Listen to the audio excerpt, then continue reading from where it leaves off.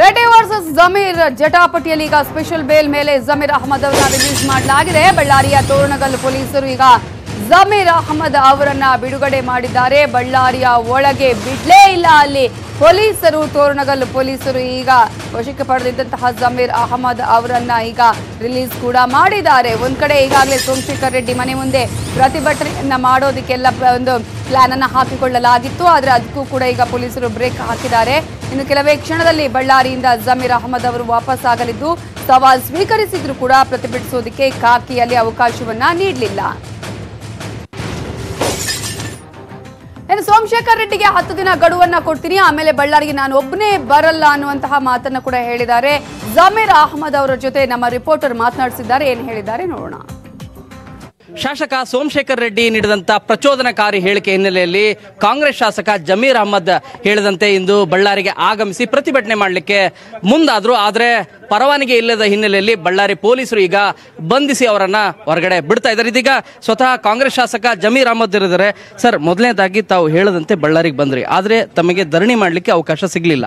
ನಾನು 4 ದಿನ ಹಿಂದೆ ಪರ್ಮಿಷನ್ ಕೇಳಿದೆ, ಪರ್ಮಿಷನ್ ಕೊಟ್ಟಿಲ್ಲ. ನನಗೆ ಅಕ್ಲಾಜ್ಮೆಂಟ್ ಇದೆ, ನಂದು ಪರ್ಮಿಷನ್ ಕೊಟ್ಟಿರಲಿಲ್ಲ ನನಗೆ. 3 ಕಿಲೋಮೀಟರ್ ಹಿಂದೆನೇ ಅದು ಯಾವುದೋ ಕಂಟ್ರಿ ಕ್ಲಬ್ ಅಂತ ಇದೆ, ಅಲ್ಲೇ ಪೊಲೀಸ್ ಅವರು ಅರೆಸ್ಟ್ ಮಾಡಿದ್ರು, ಸ್ಟೇಷನ್ ಬೇಲ್ ಕೊಟ್ಟು ಇವತ್ತು ಬಿಟ್ಟಿದ್ದಾರೆ. ಈಗ ನಾನು SP ಸಾಹೇಬ್ರಿಗೂ ಮಾತಾಡಿದ್ದೀನಿ.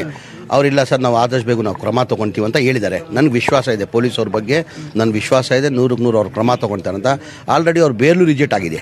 ಇಷ್ಟೊತ್ತು ಅರೆಸ್ಟ್ ಮಾಡಬೇಕಾಗಿತ್ತು. ಈಗ SP ಸಾಹೇಬ್ರು ಇಲ್ಲ ಸರ್, ನಾವು ಆದಷ್ಟು ಬೇಗ ಅದಲ್ಲೇ ಇದ್ದೀವಿ, ನಾವು ಆದಷ್ಟು ಬೇಗ ಅರೆಸ್ಟ್ ಮಾಡ್ತೀವಿ ಅಂತ ಹೇಳಿದ್ದಾರೆ.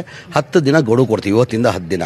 10 ದಿನದಲ್ಲಿ ಅವ್ರ ಮೇಲೆ ಕ್ರಮ ತೊಗೊಂಡು ಅರೆಸ್ಟ್ ಮಾಡಿಲ್ಲ ಅಂದರೆ ನಾನು ಒಬ್ಬನೇ ಇಲ್ಲ ಬಳ್ಳಾರಿಗೆ ಬರೋದು. ನನ್ನ ಜೊತೆ ನಮ್ಮ ನಾಯಕರಾದಂಥ ಸಿದ್ದರಾಮಯ್ಯ ಅವರು ಬರ್ತಾರೆ, ದಿನೇಶ್ ಗುಂಡೂರು ಅವರು ಬರ್ತಾರೆ, ಭಾಳಷ್ಟು ಕಾಂಗ್ರೆಸ್ ಮುಖಂಡರುಗಳು ಬರ್ತಾರೆ. ನಿನ್ನೆ ಇದೇ ವಿಚಾರವಾಗಿ CAನ ಬೆಂಬಲಿಸಿ ಮತ್ತೆ ಅದೇ ಹೇಳಿಕೆಯನ್ನು ಹೇಳಿದ್ದಾರೆ. ಆ ಹೇಳಿಕೆಗಳಿಗೆ ನಾನು ಬದ್ಧ ಅನ್ನೋ ರೀತಿ ಅಂತ ಹೇಳಿದ್ದಾರೆ.